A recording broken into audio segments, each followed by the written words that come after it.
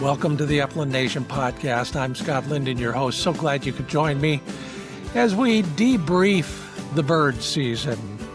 I've assembled a crack team of expert bird hunters who happen to be my friends. We're going to talk about all things season, from bird numbers to strategies, tactics, and tips. These guys know their stuff from 3 different time zones. It should be a lot of fun. Stand by for that. And that's not all. In our Fix It segment, I've got a crucial piece of gear that you might want to invest in now to get ready for next season, because it'll take a little bit of work to master it. And then finally, I asked you to remember one of your great dogs that's no longer with us. I'll share the memories, the stories, and if you're watching this podcast, you'll also get to see some of the pictures. It's all coming up here on the Upland Nation podcast. We're brought to you in part by Mid-Valley Clays and Shooting School, Trulock Choke Tubes, Purina Pro Plan Sport Dog Food, Sage and Breaker Gun Care Products, Cable Gangs Tie-Out Systems, Pointer Shotguns, Heartland Lodge, and High Vis Sights. You know as well as I that this time of year you start looking back on things and memories kind of flood, whether it's a family because you're with them, or if you're lucky you're not with them, or because it's just the time of year when you have a chance to breathe deep and reflect. I came across an old TV show with my my third wire hair buddy, who really set the stage for a lot of things. He was there from the beginning in the TV world, and then he was there for many of the defining moments of my bird hunting career, if you want to call it that. And started thinking about the things he's taken me through, guided me through, and thought it would be fun to put his picture up with a little line, "Gone but not forgotten," and then to ask you to do the same thing. And some of the great stories that came out of that, well, they'll tug at your heartstrings, and I'll try to keep it, as level as I can without getting too emotional. But you know what it's like when you think back on those dogs that really helped shape your bird hunting life. Here are some, and I appreciate everybody who shared their stories. First on the list, Tony Hill, still on my home screen, he says, and that is for Zoe. And Zoe is a beautiful, beautiful Brittany Spaniel. Looking good out there, Zoe. Easy to train and work. She was a peach of a girl, most natural bird drive I've ever seen. Rosie Roo, says Keegan Larson, my first bird dog. Beautiful black and white short hair. Nice and compact, too, Keegan. I wonder if your next dog was as small as that. Lynn Glock, Zach is the name of your dog. We still talk about you, and hey, don't we all, everybody? That first dog or that last dog is something special no matter what. Mike 7 had a Sage. Yeah, Sage was the name of the setter. Loved only me, graced my life for 13 years. There's a pile of chuckers and a shotgun and Sage all curled up like a hibernating ground squirrel. Thank you, Philip Urban, for your compliments about the shows with Buddy, especially the training segments. Well, you get a chance to watch those again. I'll keep you posted on when those will be back. They've got another life ahead of them, so you'll get another chance, Philip. Mark Root says his boy Sky.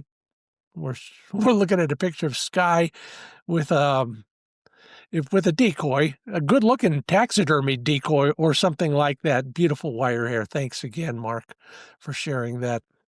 Jack and Echo, James Fritz's first or most memorable dogs.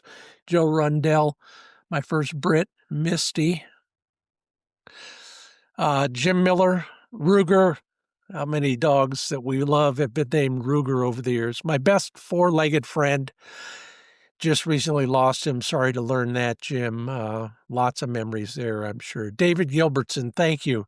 Keeper and I missed the hunts. You and Buddy kept us going well into later life. You're welcome, by the way, David. Thank you. And we always had fun with you and Keeper, and there she is with a big pile of chuckers somewhere in, well, our time zone, maybe even our area code. And I just got to get one more, two more, three more out. Oh, gosh, there's so many here. I love it all. Sophie is Richard Allen's dog, and George Gomez, so many dogs. Ricky was heartbreaking, 3.5 years due to cancer, very much missed. Yeah, I bet so. And then Rosemary Lo Giudice. I hope I got that right, Rosemary. I know I got the rest of it right. Rosemary says otter, as in otter no better, an English Cocker Spaniel. And thanks for showing everybody my book with my inscription to you and otter in it. Very kind of you. We've all got one. Take a moment, think about it. That dog that changed your life in one way or another. It's part of what we do. Sometimes saying goodbye is tough, but we have all those memories, don't we? Thanks again, everybody, for those gone but not forgotten photos and stories. That portion of the program brought to you by pointershotguns.com. If you're looking for a youth model, they've got a bunch. All gauges, all styles, over and unders, side-by-sides, semi-automatics. That's where I would start my search, pointershotguns.com. Find one that you like or that your recipient, if you're gifting one, will like, and then locate a nearby locally owned retailer, or head for one of the big boxes, Bass Pro, Sportsman's Warehouse, Cabela's, or Turner's Outdoorsman. And SageandBreaker.com is where I go to take care of my guns. The guys who can solve your problems best are the guys who live the same problems. And that's my friend Fred Bohm and all the team at Sage and Breaker. They're problem solvers with lots of hands-on experience. They do this every day. Watch some of their videos and you'll see how much expertise and experience they have taking care of firearms. They're passionate about it just like us, and they don't copy those other designs just to chase the dollars. They try to solve your problems better than anybody else has tried. Seems to work. Get on the mailing list so that the next time they come up with something that will solve one of your problems, you hear about it first. Go to sageandbreaker.com.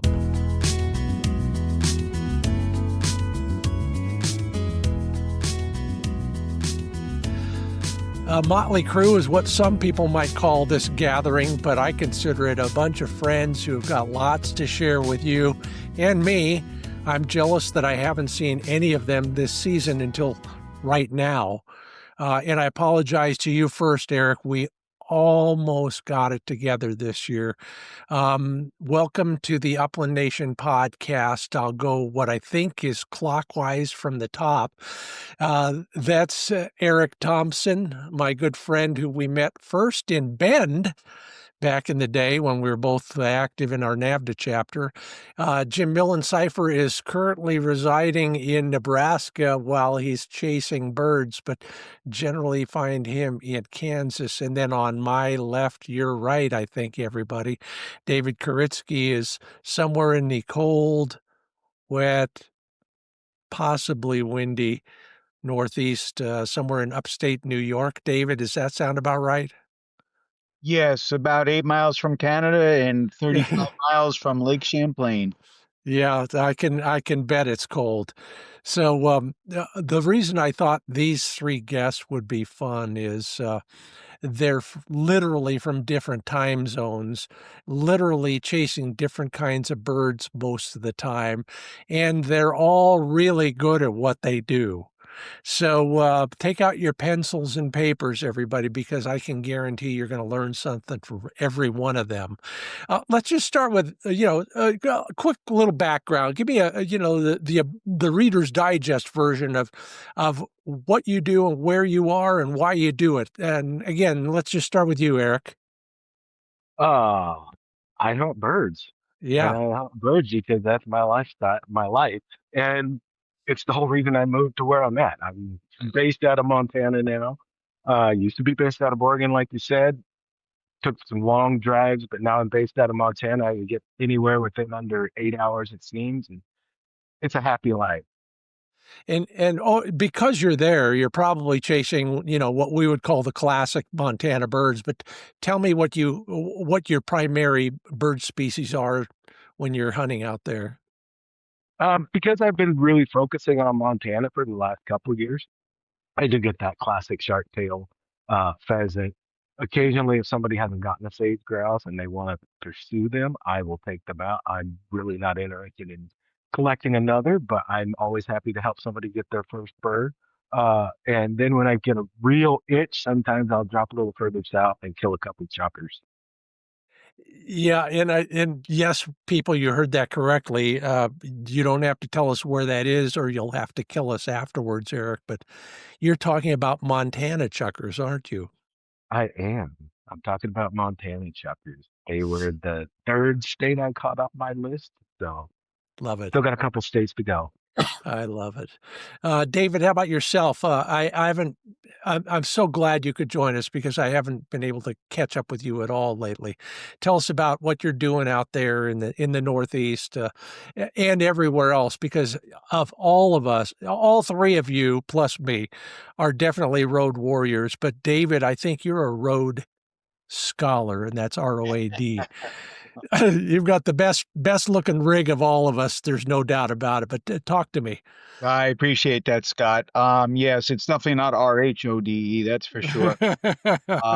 So I started bird hunting at a young age, and my buddy and I first loaded up dog crates in the back of a dually pickup and headed out to Kansas. And from that point on, I was like, I want to keep doing this, but I want to do it a little safer for the dogs and a little more easy to get into. So it took a long time, but designed what we affectionately call Sweet Rig, which is a chassis mountaintop custom kennel on a GMC chassis. It's gone through two motors and two trannies already. Wow. Free. But whenever we can, I try to pack the dogs up and head out and go on an adventure. Uh, And some of you might remember David from some of the shows we've done in the Deep South, some quail shows with our friends at Ugly Dog Hunting Company. Um, always, I call that a movable party with loaded guns. Everybody there has got the right attitude, and we've always had a good time on those. And so, if he sounds or looks familiar, that might be why. Jim Lillensifer, I don't know if you ever, yeah, you did make it to the show, at least for a few moments once when we were in Kansas. Jim, tell us about yourself and what you've been doing these days. And now that you're over there, tell us what you're doing hunting in Nebraska. So as you shared, I live in Western Kansas. So primarily, the species we pursue where I live is either the ringneck pheasant, bobwhite quail, and the greater prairie chicken. But I'm fortunate enough to be, I'm an hour from Nebraska. I'm an hour and 10 minutes from Colorado. I'm able to hunt Wyoming. So we start in early September hunting the prairie grouse or the mountain grouse in Colorado and Wyoming, and hunt prairie chickens and so forth, and until our pheasant seasons open up. But I'm currently in Nebraska. Nebraska does a really cool thing. Their Parks Department does a cool thing. They have a what they call the Upland Slam, and they're encouraging people to shoot a greater prairie chicken, a sharp-tailed grouse, a bobwhite quail, and a ringneck pheasant. And if you do that over the course of the season, they'll send you a nice little certificate and a dog tag, and it's just kind of a fun deal to try to get the Upland Slam in Nebraska. So Sharp-tailed grouse have been difficult this year. I struggled up in North Dakota when I was there in October, and this today was the 6th day that I've targeted sharp-tailed grouse in Nebraska, and I've yet to harvest one. So I got Wow. another day tomorrow, and then a full another month if it takes it. But I'm up in Nebraska trying to find a sharp-tail. And people are scratching their heads saying, "Sharp tail this time of year? No wonder he hasn't found any." But it's not like you haven't tried, and you did probably try a lot earlier in the season as well. Uh, Absolutely. I will share with you that I love hearing people talk about how hard it is to find sharptail or prairie chickens late in the season and how difficult it is. But I will tell you, in the last 10 years, I know of 3 different occasions where we've had pointed prairie chickens on the last day of the season, 31st of January in Kansas. So it's not impossible to get a pointed chicken late in the season. You got to know how to do it, and you got to have good idea where to go. But if you use topography and you use the wind and you can keep your dogs close, it's not impossible to get a prairie grouse, either a sharptail or a chicken, on point late in the season. yeah, and you do that. Tell us a little bit about your dogs because I think they're pretty much tailor made for that kind of hunting, aren't they? Yeah, I run wire-haired, German wire-haired pointers, and my dogs, because we hunt pheasants so much, I don't want my dogs, 150, 200, 300 yards out. Wild pheasants are not going to hold like quail do or chucker in some cases. So my dogs hunt fairly close. And that's the strategy from the time I start training them, is to get them to hunt close. So it works well when you're hunting prairie grouse. It works well because again, you're utilizing the topography. So you come up over a hill, and your hopes are that when you come over the top of that hill, when you crest it, the birds are going to be on the hillside as you come across. But if your dog is 30 or 40 yards ahead of you and goes over the hill first, hell, you might even not even know if there were chickens there, because they're going to be gone by the time you get to the top of the hill. So my dogs hunt fairly close, and it doesn't always help. There's times, especially when I'm hunting quail, like desert quail down in Arizona, that I see people that have big running dogs, and they'll hold a covey at 4, 5, 600 yards, and everybody's looking at their GPS, wondering, where they're at, and can they get to them. That's not the kind of hunting I do. I like to know where my dogs are at, and I want them within gun range. I had an experience like that on a chucker hunt not 3 days ago. Wasn't sure if he was on point because you couldn't see him, and by the time we got there, he sure didn't act like he was on a point. David, how about yourself? I know you put 2 motors in 1 truck already.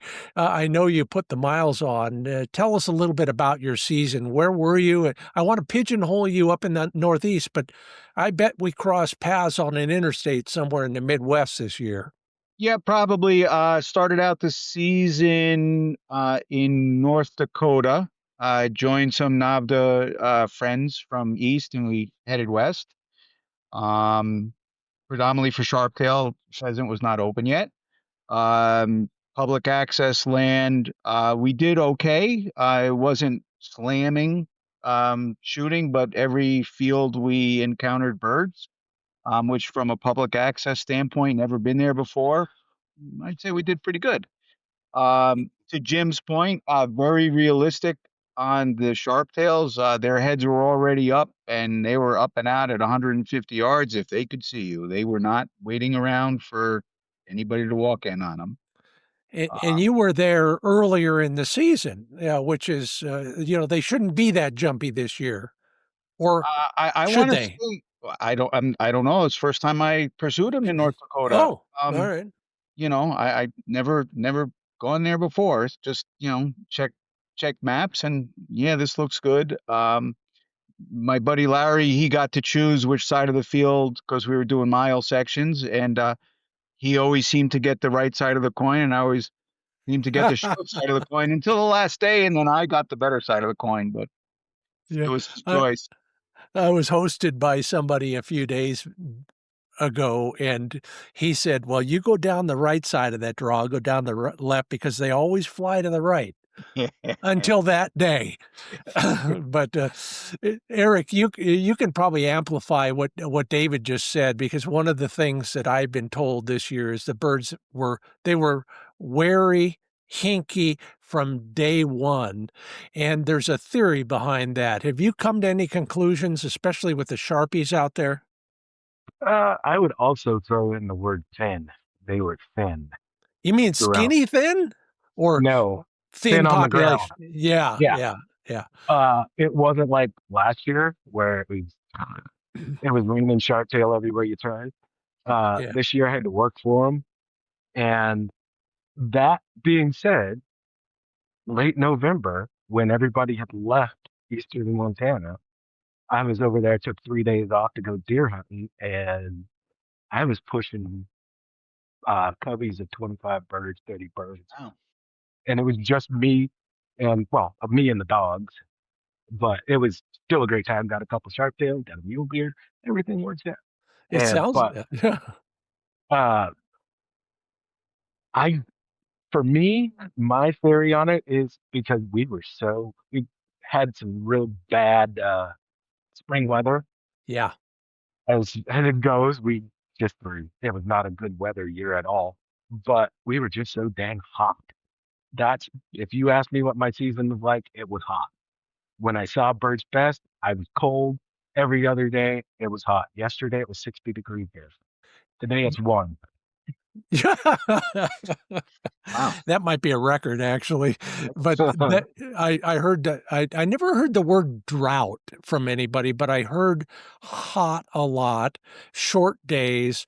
The other thing that everybody seems to think happened was because of that, or something related to it, the reproduction rates were pretty low.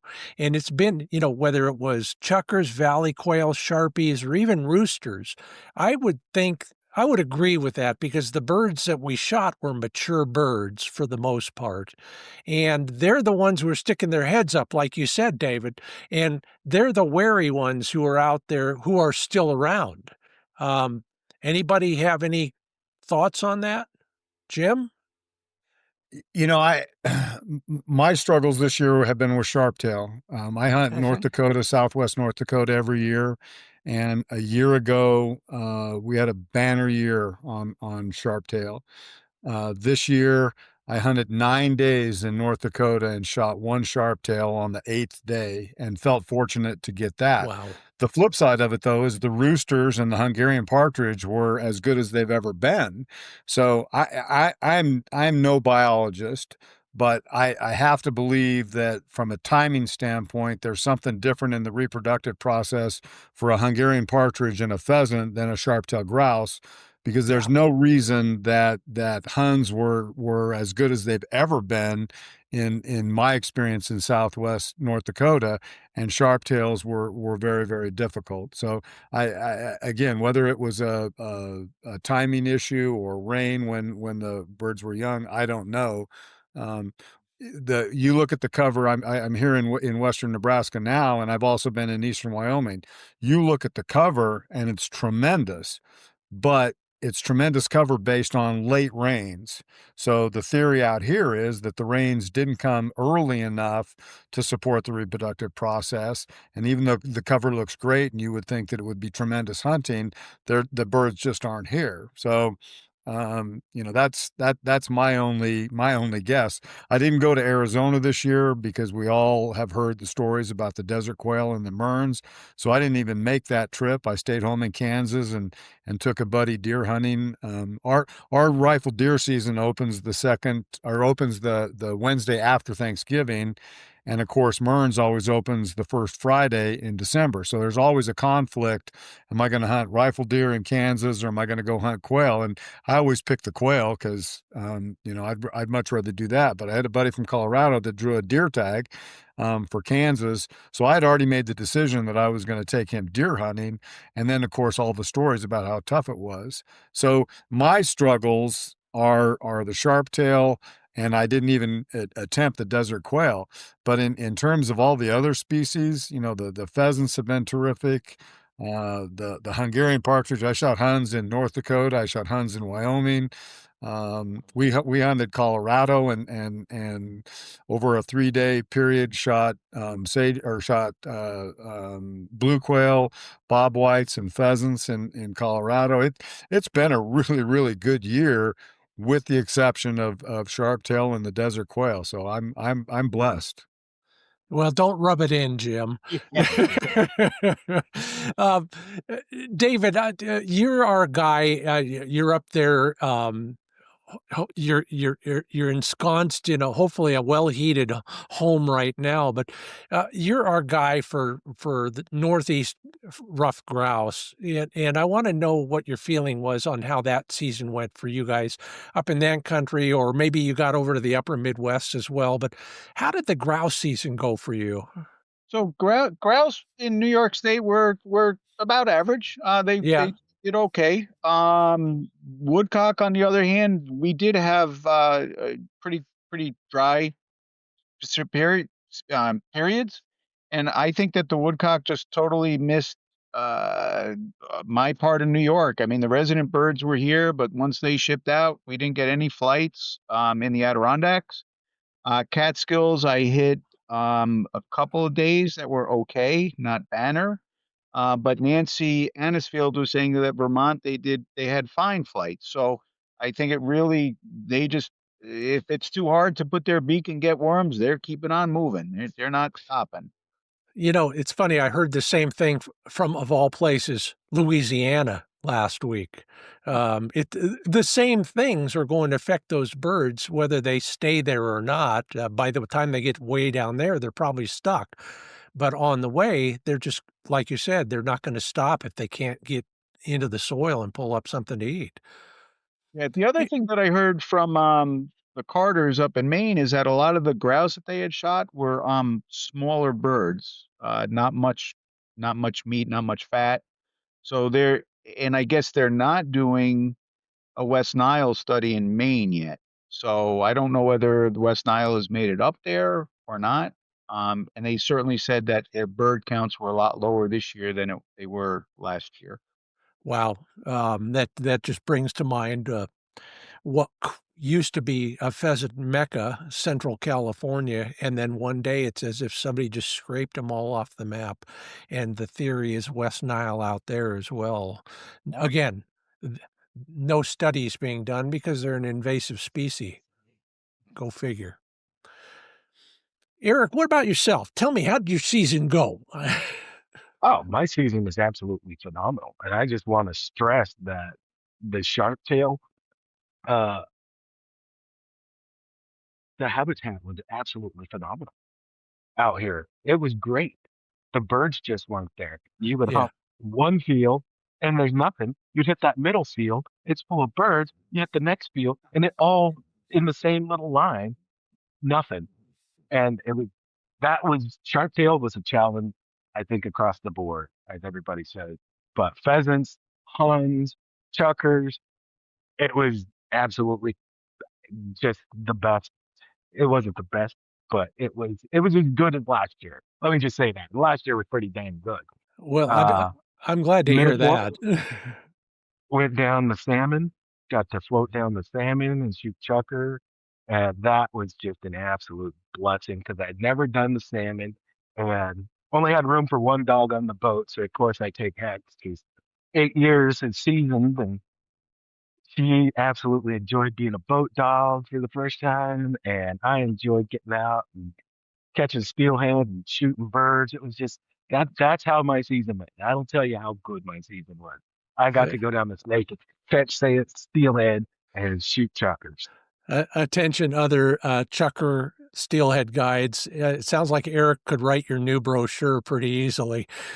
I'm a Did little miss out on jealous. Arizona though, because the bird numbers aren't there. Plan was to go down here in January, pick up a new puppy and take the girls down and hunt birds, but we're just gonna uh, not go down and hunt. I'm gonna Yeah. fly in, pick up the puppy, and do my thing from that way. Spend my Well, time here. you can't leave it at that. Where are you going for the puppy and what kind? Oh, I'm going down to Queen Creek. just out of Phoenix, Yeah. and Rock Francais. No kidding. Mhm. That's a bit of a switch for you, isn't it? It is. You know, my dogs all look like me. Uh, and this is going to be the first one in 20 some odd years that doesn't have a beard. Yeah. So it's going to be a change. And the whole reasoning is I've just been getting killed in September trying to hunt my double coated wire haired dogs and pulling 9 o'clock days, 9:30, 10 if I'm lucky, being able to hunt.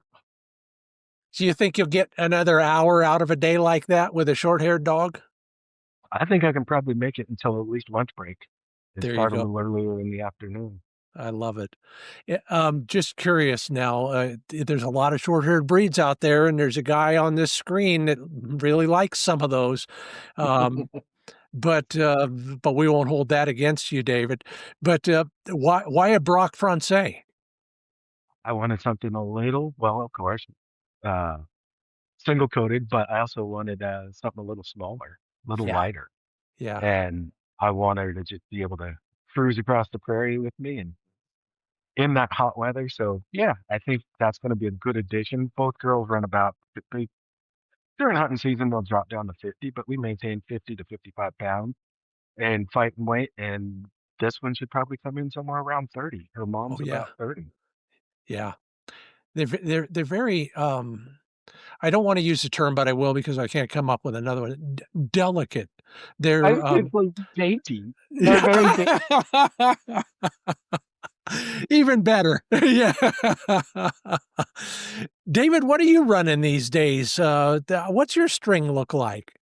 I have 3 short hairs. The oldest one is out of Rimrock's kennels up outside of Watertown, New York. The middle one is 6.5, I believe. She's out of Louisiana, out of Grand Bois kennels, which is Frank Verrett down in Louisiana, Cajun country. And the young one is 2.5. Holly, she's out of Merry Meetings kennels. I went back to Merry Meeting for that. And honestly, thankfully, she's weighing in at about 38 Wow. pounds. I don't think that she makes breed standard, but it is very nice to have a smaller dog into the trucks. Boy, I'll tell you, I can only agree with that 110%. There was a point in time when I really wanted a white wire hair male under 50 pounds, and I came that close once, but that's all. Now I don't care. It's too late for me and for them. Uh, hey, we're getting warmed up here. Wonderful people, my friends Eric Thompson, Jim Lillensifer, and David Kuritzky here on the Upland Nation podcast. Let's take a quick break. We'll get back and we'll hit on a few more hunting-related experiences and how that will all work for everybody who's listening and watching as well. So you guys take a moment and come up with your best advice. We'll be back in a moment. Don't go away. We've got more from the guys, how their season went, and maybe a few more bits of advice on everything from public access to shooting straight. I'll be there for that. You stick around as well. And then, of course, our Fix It segment where I will outline that one crucial piece of gear not enough of you are carrying in the field. It's all coming up on the Upland Nation podcast after a quick word from Purina Pro Plan Sport dog food. Just got a new shipment myself. I'm set for the off season, at least for a while.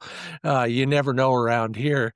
But even in the off season, I'm feeding that 30-20 formulation of Pro Plan Sport dog food. Flick likes the chicken version.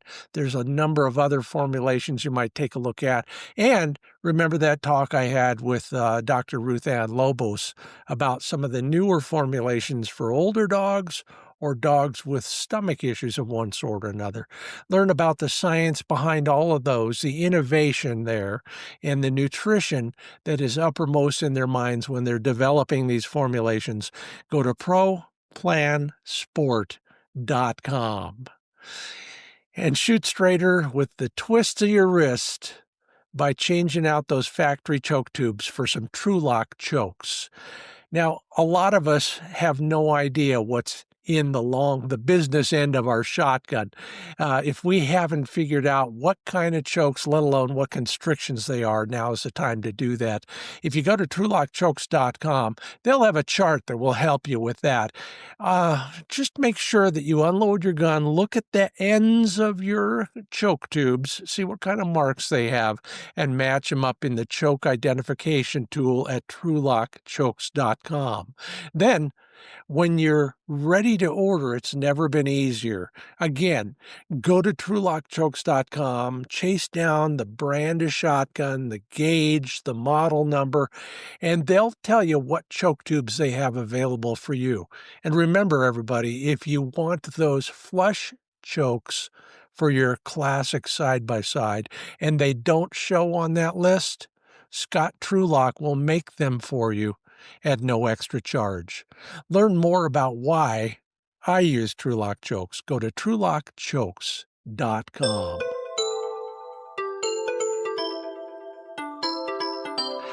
Welcome back to the Upland Nation podcast, kind of a gathering of friends who never get to see each other in person. So this works pretty good. I feel like we're back during the pandemic to a degree, but knock wood, we can go out and hunt. I don't know where they all appear on your screen, but I will be making sure you know who everybody is along the way. Jim Lillensifer joins me from Nebraska today, but usually Kansas. David Kuritzky is in upstate New York, but he's got a passport for every state where there are game birds in America, I'll bet. And then Eric Thompson is now, much to my chagrin, in Montana instead of just across the way there, helping me out with my cable TV once in a while. Thank you all for joining me. And we hit on a lot of fun stuff. And I think the consensus so far is maybe there's something going on that's affecting some of the population some of the time. Maybe down the road, we'll talk to a biologist or three who know what they're talking about when it comes to habitat or bird populations, dynamics, could be anything. I know my chukar hunting has pretty much echoed some of your experiences. I'll be hunting a draw that I know extremely well. And in fact, I'll joke about it to some people. I'll tell them, if you want me to show you a chukar and you're going to give me $1,000 to show you a chukar, I'm going right there. And this year it hasn't paid off. Same for valley quail, but there are others that have. And in fact, we jumped a covey of 200 quail in one of those spots. That's the biggest covey I've seen ever in that place, and I've been hunting it for 25 years. So there's some weird thing happening in various places, and it may be different everywhere. But out of that, we all learn our lessons, at least in theory, and we maybe adjust our strategy, maybe do something that we haven't done for a while. David, you talked about taking the right side and the left side and always getting what really amounted to the wrong side. No, wait, that's my job. Jim, do you have any suggestions for whether it's tough to find birds, the birds are hinky and running fast or leaving soon? You got any advice for everybody who's facing similar problems? I don't know if I have any specific advice for people who are facing similar problems. I mean, the problems that we all face, it's clear, it's loss of habitat. So I don't care whether you're hunting desert quail or whether you're hunting pheasants or whatever. Loss of habitat, public access, all of those things have impacted us all to the point where you got to come up with different strategies on where you're going to hunt and how you're going to hunt. But I guess the one thing that I try to instill in friends or new folks that I'm helping get into the sport is I think most hunters are pretty lazy. I think that most hunters will look at a field and determine, okay, well, the birds might be right there, so they'll get out of the truck and they'll hunt this edge or that edge. But most hunters are pretty lazy and are not willing to do a little bit of work to find the birds, we hunted. I had my niece and her husband and his father-in-law came over from Colorado to Kansas for Christmas, and we hunted two public areas on Tuesday and Wednesday in western Kansas. One was a state wildlife area, and one was just our walk-in program. But we were crazy successful from my perspective. I mean, you shoot 4 or 5 roosters between 3 guys in a couple hours on public access, and that's pretty doggone good. But the point is, we were hunting areas that most people aren't going to walk a mile and a half or 2 miles into a draw, or a CRP field that's got some food plots around it. Most people are just not willing to do the work. So what I try to instill in friends and family or people that I'm introducing to the sport is you just gotta the technology that we have today, whether it's onX or any of these other systems, the technology shows you what a piece of land looks like, and it's not that difficult to figure out, if there's water here and edge of field here and a draw here or weedy cover there. It's not difficult to figure out where those birds should be based on that cover. But are you willing to walk a mile or a mile and a half to get to that area? And most people aren't. So for us, that's a huge win because you can go to public stuff that's easy to find and easy to get to, but if people aren't willing to do the work, we're still going to find birds there. So that's probably my biggest recommendation is just don't be lazy. Be smart, do a little bit of scouting, but then be willing to put in the effort. Absolutely. I can't agree more. Eric, our mutual friend, no longer with us, Sergeant Ben Warner, continually reminded me that when the hunting sucks, walk another mile. And it's been so true so often. I probably ought to write a story about that. But you, even if it's not being able to walk another mile, I recommend a lot of times when I'm talking to people about public access, look at where the traditional parking place is and go around to the other side somewhere and start from that end because nobody else is, and you might just have better luck. So thanks for that tip. David, how about you? I mean, you mentioned you were out there on a lot of public ground in the Midwest, I'll call it. Um, what did you learn out there that maybe would be worth sharing with us? So being that I'm from New York, it's very easy for me because if I see one of those species of birds, that's one more than I'll ever see being in New York. So it's worth the drive. And as Terry coined, I am still a bird watcher and most importantly, a dog watcher. I spend a lot of time looking at my dog on point and forget about, oh yeah, there's a bird out there, 25, 30 yards. I think certainly for newer handlers, remember that your dog is on point and the bird is not underneath its nose. You need to swing out, swing wide, swing far. As long as you have a steady dog, that bird might have already moved 15, 20 yards away from the point. It's not training. Yeah, that's a real good point, and it was actually driven home to me not a week or two ago. I was talking with somebody else about what dogs do and what birds do when they know there's a dog there, and the conclusion we came to was one that a German trainer and test judge told me 10 years ago, and that is ultimately that dog needs to be able to think for itself most of the time, maybe adjust, maybe even creep a little bit if that's what it's going to take to get those birds to hold still. Eric, what was your biggest challenge this year out there? Oh, once again, we're just gonna go right back to the heat. Yeah. But and I like everybody's responses about being able to get out there a little further, remembering that you're working as a team with your dog. Those things were all great. Only thing I would add to that would be don't be afraid to say yes. When you meet new people, take the opportunity to hunt. If Yeah. they are offering or if they're asking, say yes. That has been the biggest boon in my life. And I can reiterate on Jim, for me, walking a mile or two, that's an easy hunt. I'm smoking 6 to 8 miles in a morning or an afternoon hunt. And I had a great interaction with a gentleman.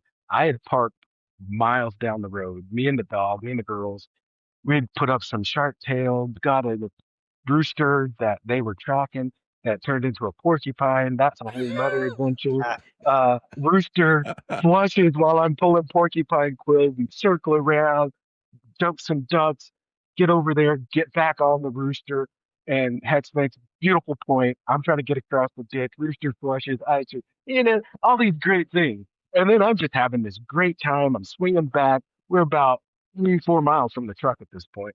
I swing back up this road and I'm going to cut just straight across because I got 3 sharp tails and a rooster in my bag. It's full. I'm happy. The girls are happy. And uh, I come over this hill and I see a guy parked down there in his van. And I'm like, oh, okay, well, I better check with this guy, make sure he's not hunting. And he was just camping. He had already hunted. He was like, no, go ahead. It's great. We went and ran that just a couple hours ago. Didn't get anything. I had bebop over there. We get about 100 yards over the hill, knock down my 4th sharp tail, go another 100 yards and run back on point. I come in and up comes a sage grouse I didn't take a shot at. Roll a little bit further down. This guy's hearing me shoot as I'm going and put up another rooster. So now my bag is busting. I'm not even worried about another bird. I got my gun cracked and we're just hoofing it out of there and get back to the truck. And yeah, that's a great day for me. I got a limit in one species, which I don't care about, but I got so many birds up and my dogs got so much fun out of it. Well, I love watching my dogs too. again, once again, don't rub it in. But we're all jealous for you. Yeah, and it reminds me of the what should be a bumper sticker, and that is, a good friend will hold your dog. A great friend will hold your dog while you pull quills out of it. And maybe you've been there. Uh, Oh, it is interesting how, and I write a lot. In fact, I wrote a piece for American Field that just came out today. In fact, I found it in the mailbox, about the epiphanies, the pleasant surprises, the things that you hadn't anticipated when you're hunting, that probably don't have anything to do with birds or dogs or habitat, but eventually pay off. I'll never forget. I got a great one for you. So I was driving section roads in South Dakota, and you drive a road, you get to the corner, and there's a 4-way stop. And after about 8 of those, here comes some guy from the other side, and he's pulling it. He stops too. He's got a dog trailer. I got a dog box in the back. He waves me through, and I said, no, no, no, no, you go through. And he waves me, and pretty soon I just shut off the engine and walk over. We make some small talk. He says, well, what are you doing out here? Well, I'm going from this public access to that public access. He says, well, why don't you just hunt that corner over there? That looks like better habitat than all of that put together. And I said, it's not on the map. It's private property. He says, it's mine. Shot a melanistic rooster on that property too. So I'm like you. I take advantage of that stuff, and I carry a little of this and a little of that in the truck. So when we have a wonderful day, we can share it at the end of the day. It works pretty well. Jim, you ever run into anything like that? It leads to something wonderful in the hunting world. So, as you're telling the story, the one thing I think about is I'm a food guy, restaurant, hospitality, hotel businesses for 50 years. Just recently retired, but for me, the whole Airbnb concept when I travel has opened up a new world. 20 years ago, 25 years ago, when you travel with friends, and we certainly didn't do it as much as we do now, but when you travel with friends, you were in hotels and then you'd go to restaurants, and the Airbnb world has opened up a whole new avenue for us. So if there's 4 or 5 of us that are in North Dakota, or we were in Southwest Colorado a couple weeks ago, it's just crazy fun to be able to take the birds that we've harvested and eat them. And by the way, when you're in North Dakota and you're there for 8 or 9 days, you eat a lot because you want to keep hunting, right? And you can Yeah, only yeah, give yeah. so many away to friends or family or farmers that are up there that give you access. Um, so we ate when we were in North Dakota, we ate pheasant 6 nights in a row. And we had orange pheasant and we had um uh pheasant Alfredo. I mean, we had a variety of different dishes over the course of the 6 days. But we were also eating pheasant salad on tortillas at lunch. We were boiling or braising the thighs and making pheasant salad. So for me, it's both the camaraderie of the people that I get to travel with, and it's being able to eat the food, eat the birds that we've harvested, and it's just it's the overall experience. The trip we're on now, it's just a buddy of mine from Denver, and we met up here, and we watched a bowl game last night after a nice dinner at a restaurant, and crazy coincidence, run into a guy that I know and his fiance in Sydney, Nebraska. They're traveling back from Utah. We're up here hunting.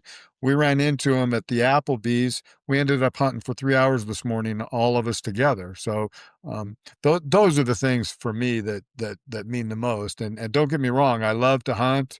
I love it when we're successful. I've got 3 dogs that are more important to me than just about anything in my life.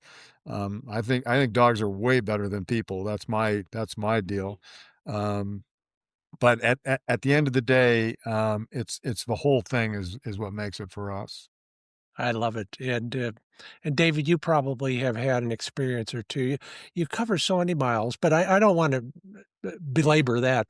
But you also you're a social guy, and you're pretty active in NAVDA, and you have a lot of friends.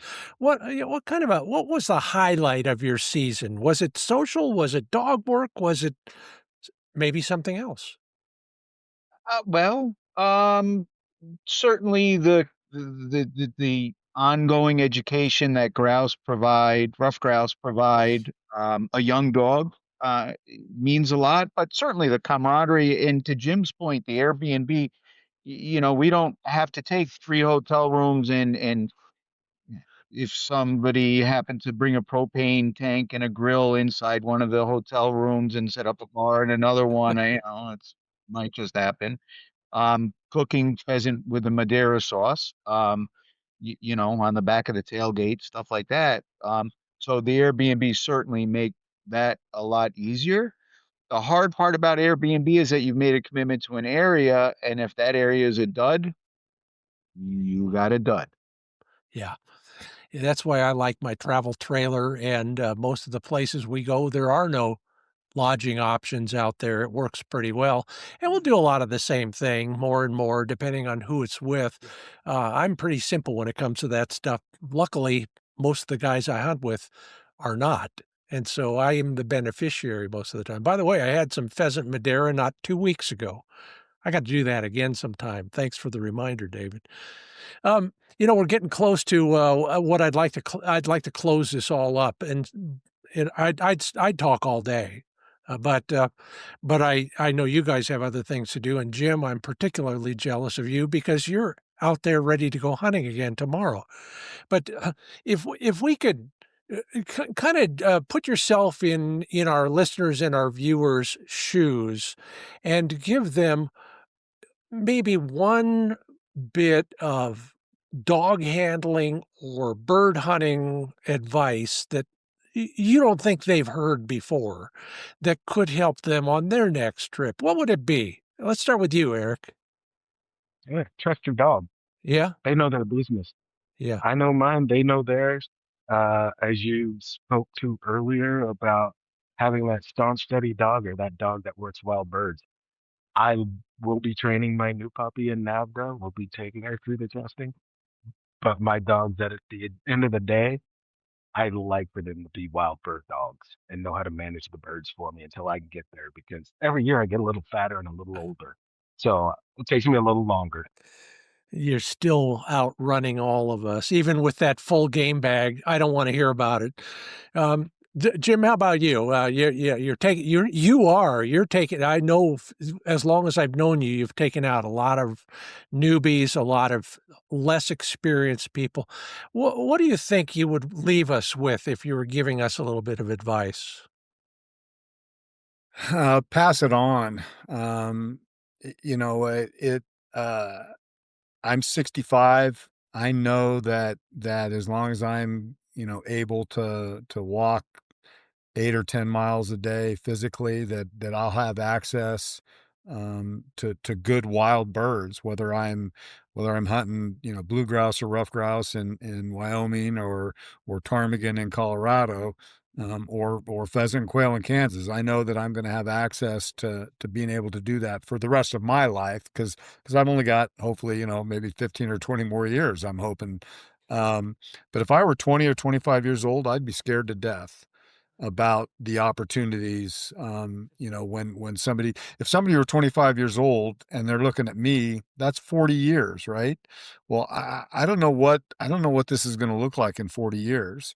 And if we don't get more people involved in the sport, and if we don't work on figuring out how to improve habitat, in an ever changing environment, right? We think we're in a drought, but maybe this isn't a drought. Maybe this is the new norm, right?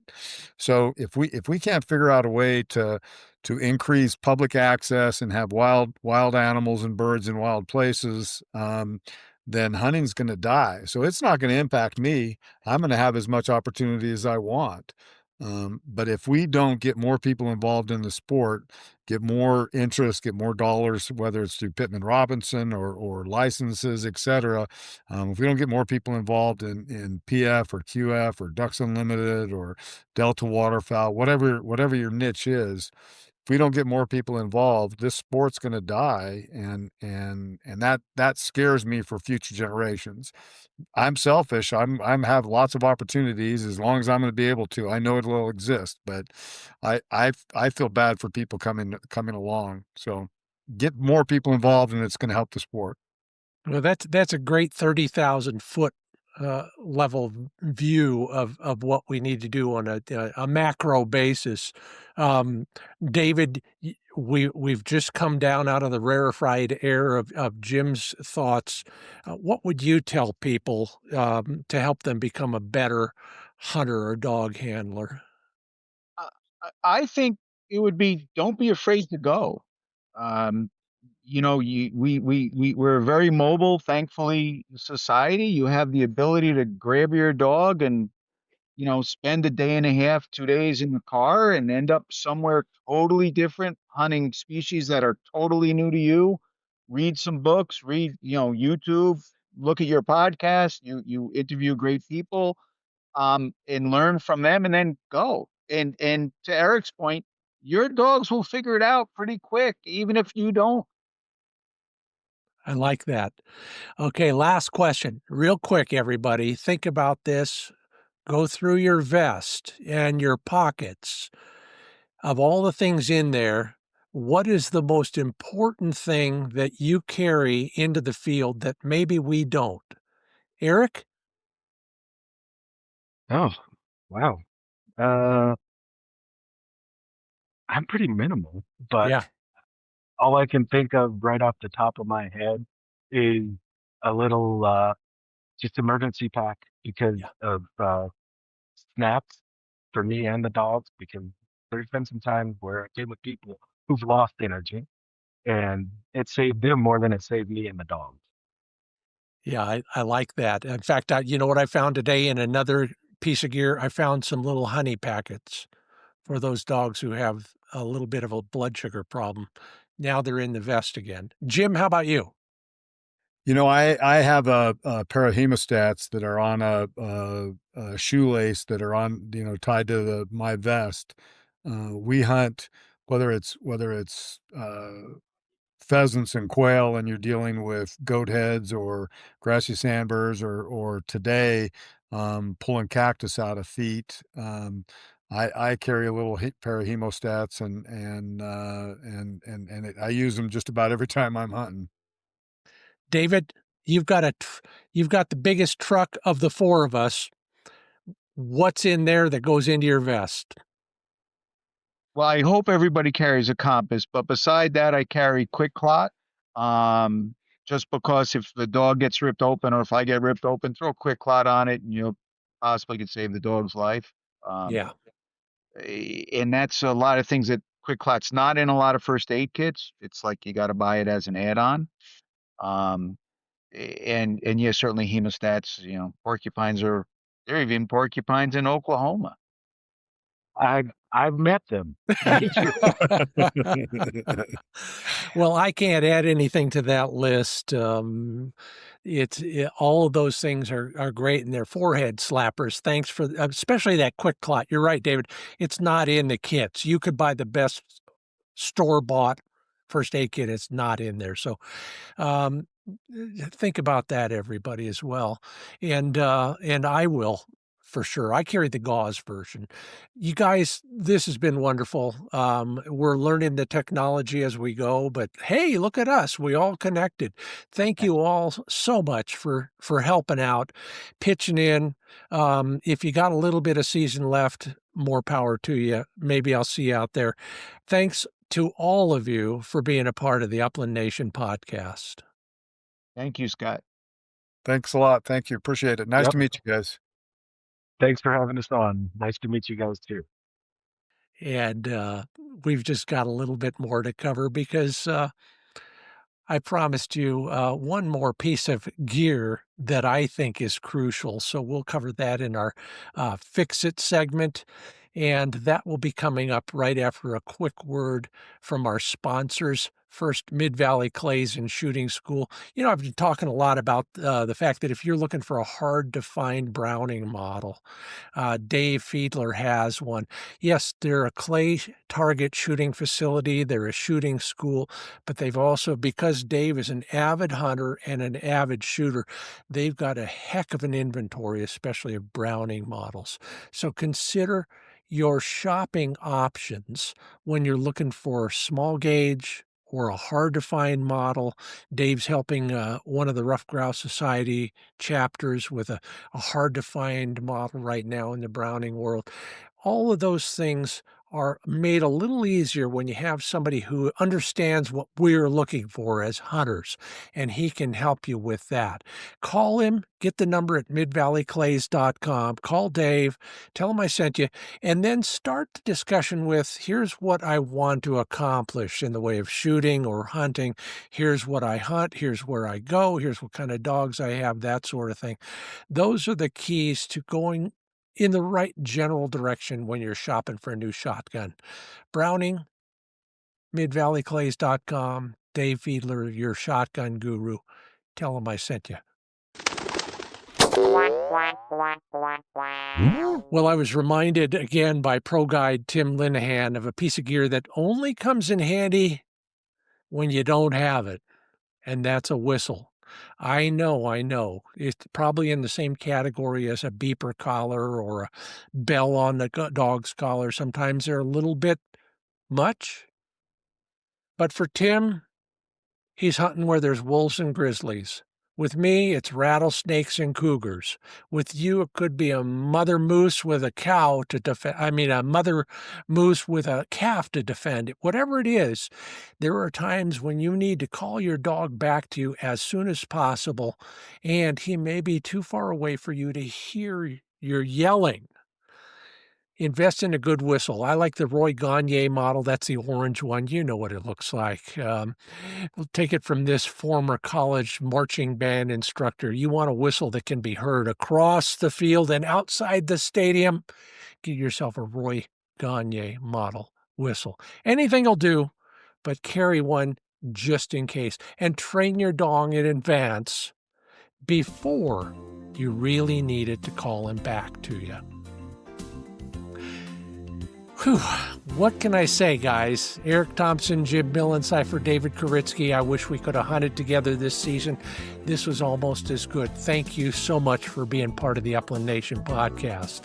If you will please, dear listeners and viewers, tell one person about the broadcast, maybe make them a fan as well, I would be most grateful. And I'll be a fan of yours if you'll leave a rating or a review at Apple Podcasts. And thank you to all our sponsors who make this all possible. Purina Pro Plan Sport Dog Food, Mid-Valley Clays and Shooting School, Trulock Chokes, Pointer Shotguns, Sage and Breaker Gun Care, Heartland Lodge, and Cable Gang's Tie-Out Systems.